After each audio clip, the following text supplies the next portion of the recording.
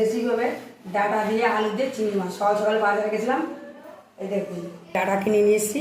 এই ডাটা দিয়ে চিংড়ি মাছ দিয়ে আলু দিয়ে রান্না করলে কিন্তু দারুণ লাগে। ডাটা চিংড়ি মাছ আলু দিয়ে রান্না করলে খেতে কিন্তু খুব ভালো লাগে। সিম্পল একটা রান্না, বেশি মশলা লাগবে না, শুধু পাঁচফোড়ন ফোড়ন দিয়ে রান্না করবো, খেতে বেশ ভালো লাগে। এই বর্ষাকালে এই ডাটাই পাওয়া যায়। তা আসুন এখন ডাটাগুলো কেটে নেব।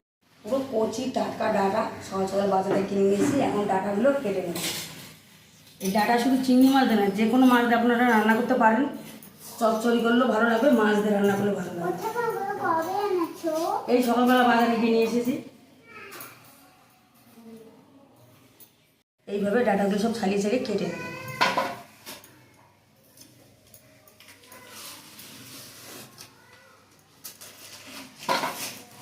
ডাটাগুলো কেটে নেব। এই কচি কচি পাতাগুলো আমি নিয়ে নেব। ডাটাগুলো কেটে নিই, তো কচি কচি পাতা তরকারিতে দিলে বেশ খেতে ভালো লাগে। কত সুন্দর কচি কচি ডাটা।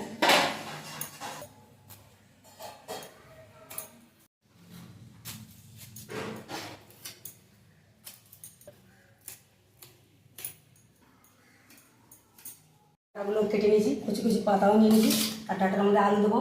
আলুগুলো কেটে নিয়েছি, লঙ্কা কেটেছি। এখন সব পরিষ্কার করে ধুয়ে রান্নাটা শুরু করে দিয়েছি। তেলও গরম হয়ে গেছে, চিংড়ি মাছগুলো ভেজে নেব।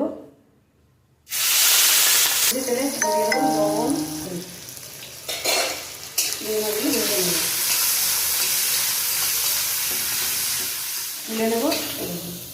চিংড়ি মাছ বেশি ভাজতে না, বেশি ভাজলে শক্ত হয়ে যায়। এখন শাকের তরকারিটা বসাবো। তেল দেবো, পাঁচফোড়ন। শাকের তরকারিটা আপনারা পাঁচফোড়ন দেবেন, এটা ভালো লাগবে। ভাজা হয়ে গেছে, এখন আলু আর কাঁচা লঙ্কাগুলো দিয়ে দিই। তারপর ভাজা ভাজা করে নেব।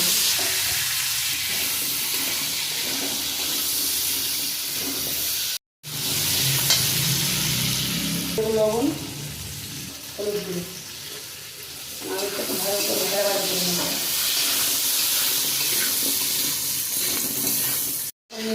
এই দেখুন, শাক রান্না করতে গেলে এরকম আলুটা তো ভালো করে ভাজা করে নেবেন, তাহলে খেতে ভালো লাগবে শাকের তরকারি। এখন ধুয়ে রাখা শাকগুলো দিয়ে দেবো।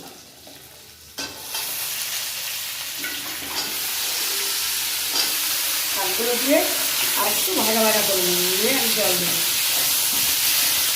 নিয়েছি, এখন পরিমাণ মতন জল দেবো। শাকের তরকারি মাখা মাখা হবে, যদি বেশি জল আমি দিচ্ছি না, যতটাই থাক। এখন সিদ্ধ হওয়ার জন্য ঢাকা দিয়ে দেবো। বেশ কিছুক্ষণ ঢাকা দিয়ে রেখেছিলাম, ঢাকা খুলেছি। আলু ডাটা খুব ভালো করে সিদ্ধ হয়ে গেছে। এখন ভাজা চিংড়ি মাছগুলো দিয়ে দেবো। চিংড়ি মাছগুলো দিয়ে আর একটু জাল করে নামিয়ে নেব। আমাদের চিংড়ি মাছ দিয়ে ডাটা শাকের তরকারি রান্না হয়ে গেছে, নামিয়ে নেব। সামান্য চিনি দিয়ে দেবো, একটু মিষ্টি মিষ্টি হবে, খেতে ভালো লাগবে।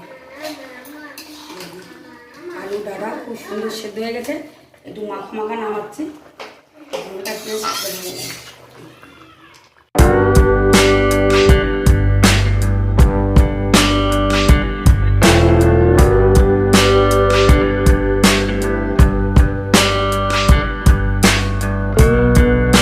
ডাটা তরকারি রান্না করা হয়েছে, দেখুন কত সুন্দর লাগছে। আর গরম গরম ভাতে এই রেসিপিটা দারুণ লাগে খেতে। আজকের রেসিপিটা কেমন লাগলো অবশ্যই কমেন্টে জানাবেন। আর বেশি বেশি করে শেয়ার করবেন, যাতে সবাই দেখতে পায়। আর এইভাবে আমাদের পাশে থাকবেন।